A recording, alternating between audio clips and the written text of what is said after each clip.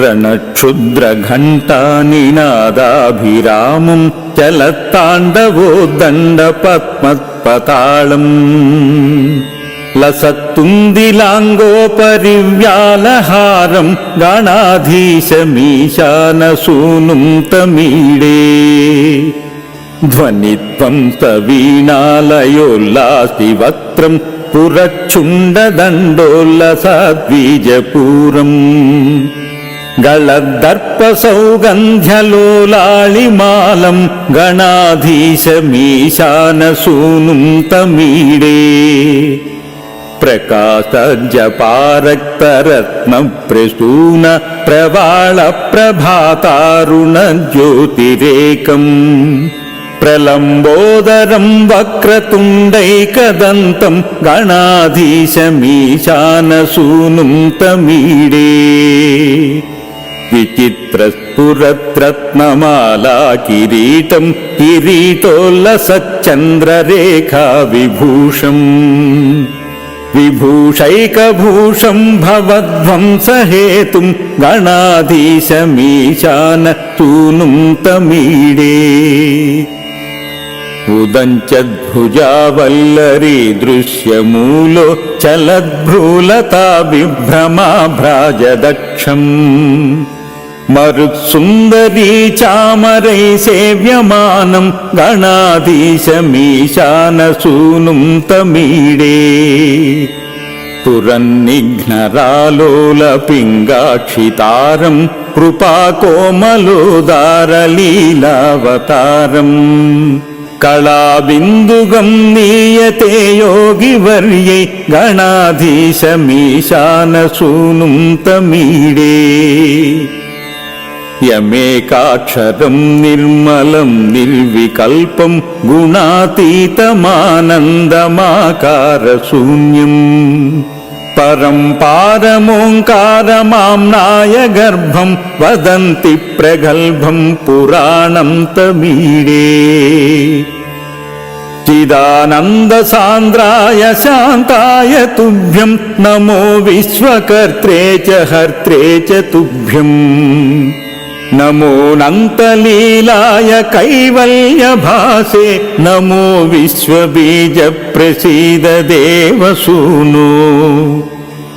इमं सुस्तवं प्रातरुद्धाय भक्त्या पठेद्यस्तु मर्त्यो लभेत् सर्वकामान् गणेशप्रसादेन सिद्ध्यन्ति वाचो गणेशे विभो दुर्लभं किं प्रसन्ने गणेशे विभो दुर्लभं किं प्रसन्ने इति श्रीमच्छङ्करभगवत्पादकृतं गणेशभुजङ्गप्रयातस्तोत्रम् सम्पूर्णम्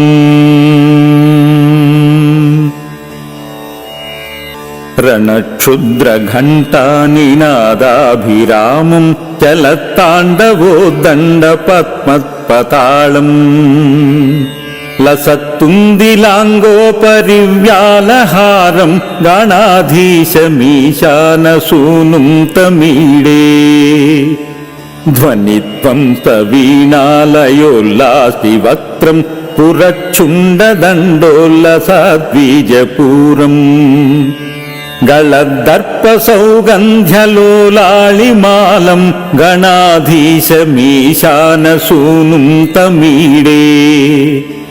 प्रकाशजपारक्तरत्नप्रसून प्रवाळप्रभातारुणज्योतिरेकम्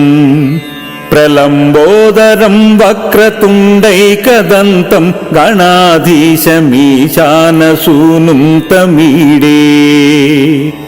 विचित्रस्फुरद्रत्नमालाकिरीटं किरीटोल्लसच्चन्द्ररेखाविभूषम् विभूषैकभूषं भवध्वंसहेतुं गणाधीशमीशानसूनुं तमीडे उदञ्चद्भुजावल्लरी दृश्यमूलो चलद्भ्रूलता बिभ्रमाभ्राजदक्षम् మరుత్సుందరీ చామరై సేవ్యమానం గణాధీశమీశానసూనుం తమీడే పురన్నిఘ్నరాలోల పింగాక్షితారం కృపాకోమలోదారలీలావతారం కళాబిందుగం నీయతే యోగివర్యై గణాధీశమీశానసూనుం తమీడే యమేకాక్షరం నిర్మలం నిర్వికల్పం గుణాతీతమానందమాకారశూన్యం పరం పారమోంకారమామ్నాయ గర్భం వదంతి ప్రగల్భం పురాణం తమీడే చిదానంద సాంద్రాయ శాంతాయ తుభ్యం నమో విశ్వకర్త్రే చ హర్త్రే చ తుభ్యం నమోనంతలీలాయ కైవల్యభాసే నమో విశ్వబీజ ప్రసీద దేవసూనో ఇమం సుస్తవం ప్రాతరుద్ధాయ భక్త్యా పఠేద్యస్తు మర్త్యో లభేత్ సర్వకామాన్ గణేశ ప్రసాదేన సిద్ధ్యంతి వాచో గణేశే విభో దుర్లభం కిం ప్రసన్నే గణేశే విభో దుర్లభం కిం ప్రసన్నే इति श्रीमच्छङ्कर भगवत्पादकृतं गणेशभुजङ्गप्रयातस्तोत्रम् सम्पूर्णम्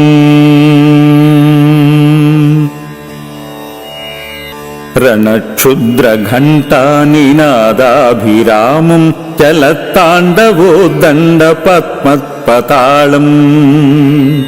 लसत्तुन्दिलाङ्गोपरिव्यालहारं गणाधीशमीशानसूनुं तमीडे ध्वनित्वं सवीणालयोल्लासिवक्त्रं पुरच्छुण्डदण्डोल्लसाद्बीजपूरम् गलद्दर्पसौगन्ध्यलोलाळिमालं गणाधीशमीशानसूनुं तमीडे प्रकाशजपारक्तरत्नप्रसून प्रवाळप्रभातारुणज्योतिरेकम् प्रलम्बोदरं वक्रतुण्डैकदन्तं गणाधीशमीशानसूनुं तमीडे विचित्रस्फुरद्रत्नमालाकिरीटं किरीटोल्लसच्चन्द्ररेखाविभूषम् विभूषैकभूषं भवध्वंसहेतुं गणाधीशमीशानसूनुं तमीडे उदञ्चद्भुजावल्लरी दृश्यमूलो चलद्भ्रूलता विभ्रमाभ्राजदक्षम् मरुत्सुन्दरी चामरै सेव्यमानं गणाधीशमीशानसूनुं तमीडे पुरन्निघ्नरालोलपिङ्गाक्षितारं कृपाकोमलोदारलीलावतारम् कलाबिन्दुगं नीयते योगिवर्यै गणाधीशमीशानसूनुं तमीडे यमेकाक्षरं निर्मलं निर्विकल्पं गुणातीतमानन्दमाकारशून्यं परं पारमोङ्कारमाम्नाय गर्भं वदन्ति प्रगल्भं पुराणं तमीडे चिदानन्दसान्द्राय शान्ताय तुभ्यं नमो विश्वकर्त्रे च हर्त्रे च तुभ्यम् नमोऽनन्तलीलाय कैवल्यभासे नमो विश्वबीजप्रसीद देवसूनो इमं सुस्तवं प्रातरुद्धाय भक्त्या पठेद्यस्तु मर्त्यो लभेत् सर्वकामान्